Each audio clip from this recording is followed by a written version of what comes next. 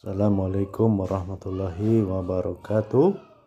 Sobat Guru Milenium, ini mau buat konten baru yang santai tapi ya isinya agak berat ya. Ini ya nanti buat playlist khusus ya tentang bedah buku. Nanti yang zaman sekarang itu kan orang banyak yang malas baca buku, lebih senang baca update status Facebook orang. Ya, kita mau membacakan buku-buku yang bagus ya, yang agak serius terutama ya. Nah, ini buku pertamanya adalah tentang ya buku saya sendiri. Ini tesis saya waktu S2 di UGM ya. Ini tahun terakhir saya jomblo ya. 2007, 2008 menikah. Jadi ini masih jomblo nulisnya. Topiknya itu nanti kita kontekskan dengan kondisi Indonesia sekarang, di mana rezim itu sangat ya mirip nanti dengan kebijakan Amerika di dalam anti terhadap Islam politik atau Islamis. Nanti kita jelaskan apa itu Islamis, apa itu Islam politik. Ya, sebenarnya topik tesis saya ini fokus ke kelompok neokonservatif di Amerika dalam pembuatan kebijakan anti-Islam politik ya. Kan minta frame-nya nanti kita pakai untuk menganalisis kebijakan ya, Jokowi yang juga anti-Islam politik ya, kan. Ya, nanti bisa sambil dibaca, nanti saya screenshotkan ya untuk di video ini. Ya, ini dulu tesis saya ini di angkatan saya paling cepat ya, cuma 3 bulan nulis saya, kok keren ya dulu ya. Ya mungkin masih jomblo, belum mikir istri ya. Ya karena masih jomblo dulu ya, sangat senang ya kuliah di Jogja, itu sangat menyenangkan ya, dengan kultur Jawanya yang sangat tinggi ya. Sebagai orang Jawa saya sangat merasa at home ya begitu di Jogja, sangat merasa nyaman sekali ya. Orangnya sangat ramah, sopan santun, akhlaknya, adatnya tinggi sekali ya. Baik, poin pertama yang saya kutip di bab 1 di tesis saya ini adalah bagaimana kebijakan Amerika ya, khususnya pasca 11 September dan secara garis besar tidak berubah hingga sekarang, itu sangat dipengaruhi dan didorong oleh kelompok yang namanya neokonservatif atau ya disingkat neokons. Ini tokohnya namanya Irving Kristol. Ini awalnya memang dia itu orang yang menganut nilai-nilai liberal, tapi kemudian dia merasa tidak sepakat dengan garis politik yang diambil kelompok liberal di Amerika di masanya, dan kemudian beralih ke konservatif karena dia anggap liberalisme itu telah gagal merespon realita sosial politik tahun 60-an, hingga dia berubah menjadi seorang konservatif.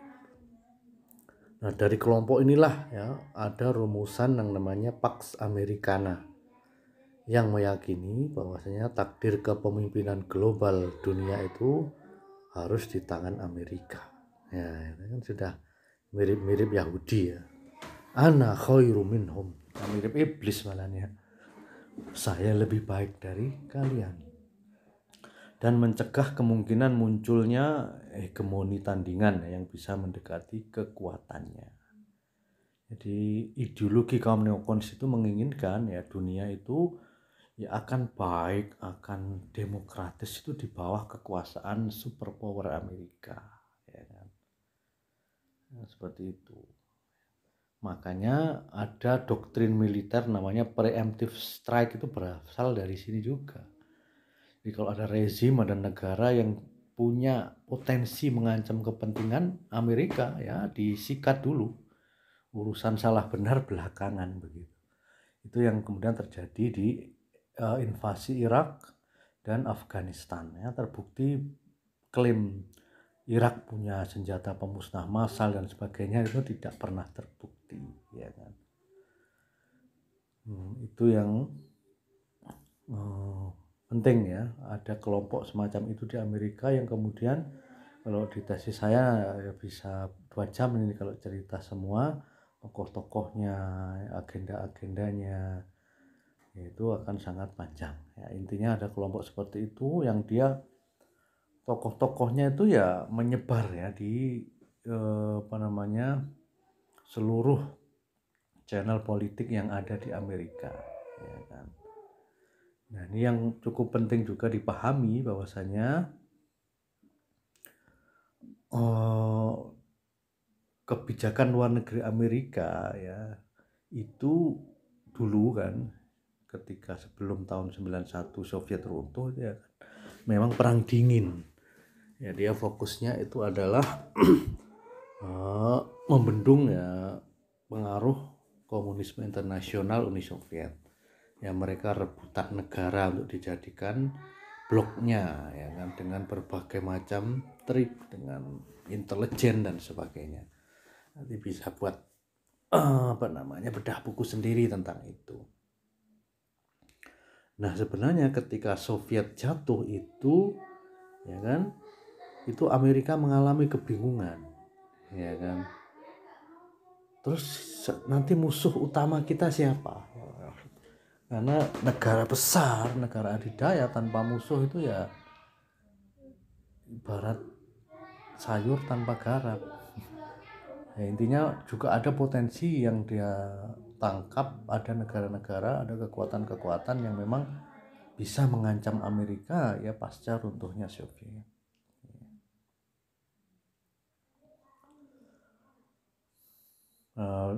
Saat itu ada beberapa tokoh yang kemudian ya namanya tokoh think tank ya tangki pemikiran. Jadi ini bukan buzzer, kalau kita itu kan banyak buzzernya ya. Ngebasnya banyak, isinya nggak ada, otaknya nggak ada. Tapi kalau di negara demokrasi maju seperti Amerika, lembaga think tank itu sangat dihargai karena dia memang melakukan kajian-kajian yang serius ya, bahkan mengunjungi negara yang dikaji ya kan, mewawancarai langsung tokoh-tokoh yang terkait dan seterusnya. Dan tentu kajian literaturnya sangat kuat karena dananya juga sangat kuat. Jadi pasca hancurnya Soviet itu bagi kaum neokon ya seperti Kirkpatrick dan Irving Kristol tadi, era ini harus disikapi dengan era baru ya kan. Tidak sama seperti era perang dingin yang isinya adalah balance of power, yaitu mengimbangi pengaruh Soviet. Jadi beberapa neokons muda ya seperti Muravchik, Charles Krauthammer dan Ben Wattenberg ya, berargumen bahwasanya Amerika itu harus melanjutkan ya perang suci untuk mengembangkan demokrasi global yang disebut dengan Manifest Destiny. Di era 90-an itu ada 2 tokoh penting ya yang tulisannya sangat berpengaruh di dunia, yaitu Francis Fukuyama dan Samuel Huntington ya kan. Beberapa neokon saat itu ya, aktif ya berdiskusi strategi baru yang mesti diambil Amerika pasca perang dingin ya. Krauthammer ya, saat itu melontarkan ide unipolaritas. Ide tentang unipolar moment power ini ditegaskan dalam artikelnya di Madama. Mereka punya jurnal namanya Foreign Affairs, kaum neokons ini, yang kemudian diceritakan oleh Fukuyama pada suatu kesempatan di awal tahun 90-an. Mereka ya kaum neokons ini mendiskusikan ya kebijakan ini ya, bahwasanya pasca perang dingin itu adalah saat bagi Amerika menunjukkan kekuatan hegemonik unipolarnya ya kan. Nah, kemudian Ya, lalu nanti kan Fukuyama itu dikenal dengan aliran Endism, ya. Aliran yang meyakini bahwasanya dengan runtuhnya Soviet itu kapitalisme itulah akhir dari peradaban, ya kan. Ya sudah, itulah peradaban terbaik untuk umat manusia dan nanti semua negara itu akan mengacu ke situ. Nah, yang kemudian ternyata ahli yang kemudian dipakai George Bush idenya itu adalah Samuel Huntington. Ya, pasti sudah pernah dengar ya namanya, bukunya War of Civilization, Perang Peradaban, yang memperkenalkan ya Islam politik sebagai ancaman serius. Karena pada awalnya ya mereka yang dibicarakan tentu Rusia. Tapi ternyata Rusia kan tetap bergelut dengan masalah ekonomi internalnya, ya tidak menjadi ancaman ya sampai tahun 90-an itu. Kemudian Cina juga mereka diskusikan sebagai ancaman, tapi ternyata memang beda dengan Soviet. Meskipun komunis, Cina tidak punya agenda komunisme internasional. Dia hanya fokus penguasaan ekonomi, ya, menjajah ekonomi negara-negara yang lemah, yang dia hutangi ya. Semoga negara kita tidak bernasib sama dengan beberapa negara lemah yang dijajah oleh Cina ya, terutama di Afrika, di Asia juga ada Sri Lanka. Nah, ide Huntington itu sudah diperkenalkan sejak 93 ya di jurnalnya orang neokons tadi ya, Foreign Affairs. Ya, menurut Huntington itu sumber utama konflik dalam dunia itu bukanlah ideologi, politik atau ekonomi, tetapi budaya. Budaya dalam manifestasi yang lebih luas adalah artinya peradaban, yakni suatu unsur yang membentuk pola kohesi, ya, disintegrasi dan konflik.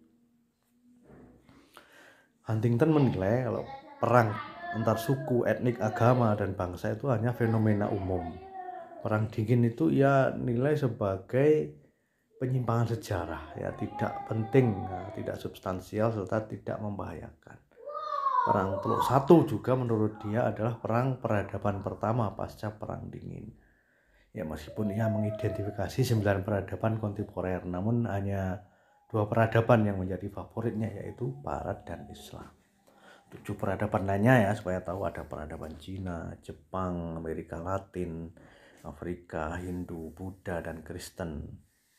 Ya, tapi Huntington tidak memasukkan Yahudi ya sebagai peradaban. Ya, jadi ini asal mulanya kebijakan Amerika itu anti-Islam, tapi bukan Islam tradisional yang tidak berpolitik ya, mereka sebut itu Islam politik, political Islam atau Islamis. Itu istilah yang similar ya, serupa.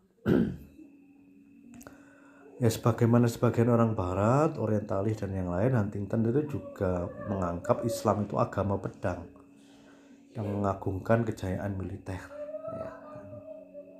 Ya, intinya dia masih ya menuduh Islam itu agama yang suka perang dan kekerasan. Muhammad itu adalah panglima perang yang gigih dan handal. Huntington juga menganalisis bahwa Al-Quran dan ajaran Islam mengajarkan untuk melawan orang-orang kafir dan hanya mengandung sedikit tentang larangan penggunaan kekerasan.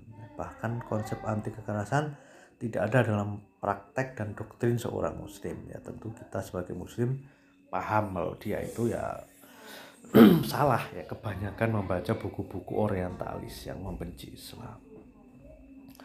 Karena Nabi Muhammad SAW itu adalah tokoh yang sangat cinta damai, menghormati perjanjian dengan negara lain, dengan kelompok lain, yang perang itu menjadi pilihan terakhir.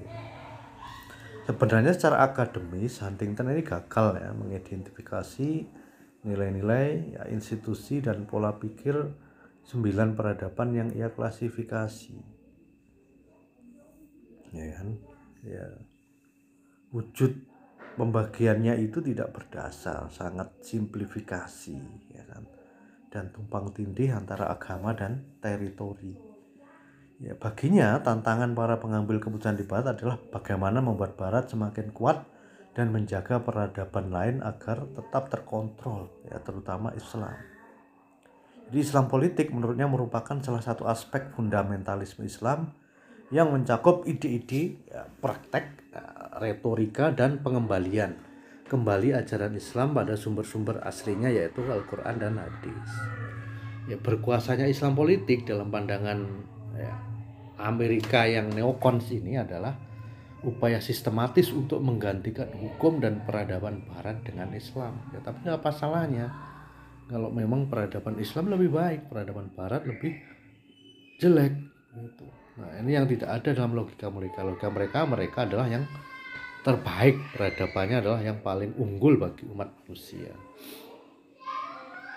Ya, kebangkitan kelompok ini itu dilihat dengan maraknya perilaku sosial agamis seperti pakai jilbab, menolak minuman keras, ya kan, dominasi oposisi Islam politik terhadap pemerintah sekuler, dan solidaritas internasional masyarakat dan negeri-negeri Islam. Jadi itu sudah menakutkan mereka hal-hal seperti itu. Nah, ini dalam tataran praktis ternyata ya tesis Huntington ini yang paling mudah dicerna dan dipraktekkan oleh politisi Amerika.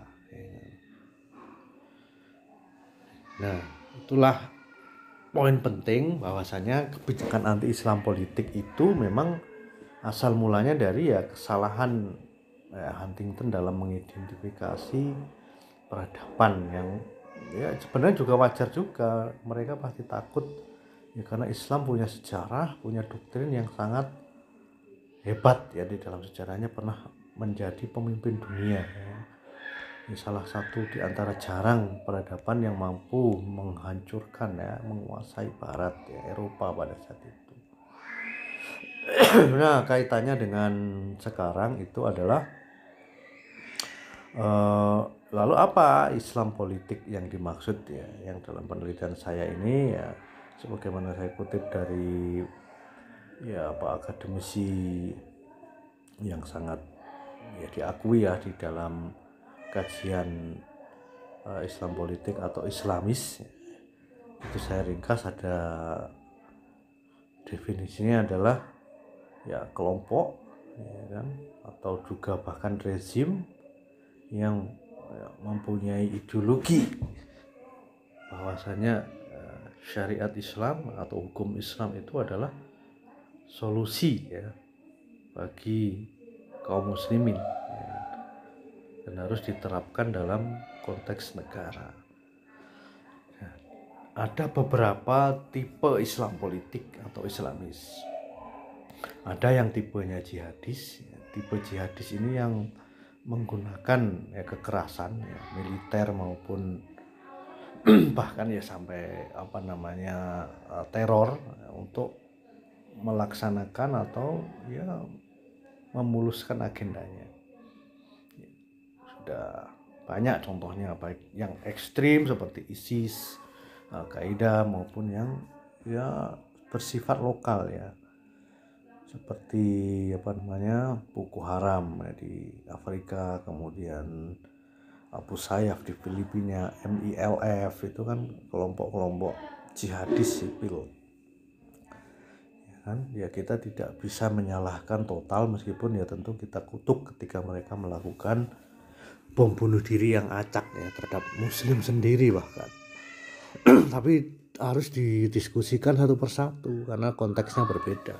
Seperti MILF itu kan memang wujud perlawanan ya terhadap Filipina yang tidak mengakomodasi ya kepentingan umat Islam di sana. Kemudian yang kedua ya, setelah jihadis ya, ada Islam politik atau Islamis yang memperjuangkan agendanya itu melalui perjuangan demokratis ya, masuk parlemen ya kan. Seperti ya dulu ada Masyumi, ada PKS dan sebagainya. Lalu ada juga kelompok Islamis yang tidak melakukan perjuangan seperti dua yang di atas, tapi dengan ya, transformasi sosial atau bahasa Islamnya ya dakwah. Banyak di sini, ada Hizbut Tahrir yang dilarang juga di Indonesia, dibubarkan ya badan hukumnya ya. Kemudian ya MMI di dunia ada Ikhwanul Muslimin, tapi Ikhwanul Muslimin kadang dia menjadi jihadis ya, tapi secara umum dia masuk kategori ketiga dakwah. Ada kelompok-kelompok yang lain banyak ya. Kesamaannya dengan di Indonesia sekarang ya hampir sama. Frame berpikir pemerintah sekarang itu banyak dipengaruhi oleh pembisik yang mirip-mirip dengan neokons ini. Mereka meyakini Pancasila adalah ideologi terbaik ya kan, Islam Nusantara adalah ideologi terbaik, Islam Arab jelek, Islam Turki jelek ya. Sama kan, arahnya sama, cuma karena ya dulu kan bingung mau dilawan pakai apa. Kalau Amerika kan jelas Islam dilawankan dengan demokrasi.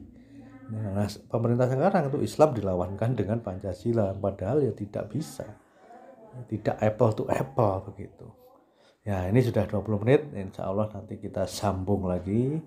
Jadi intinya ya ada kesamaan ideologis antara kebijakan anti-Islam politik neokons dan rezim yang sekarang.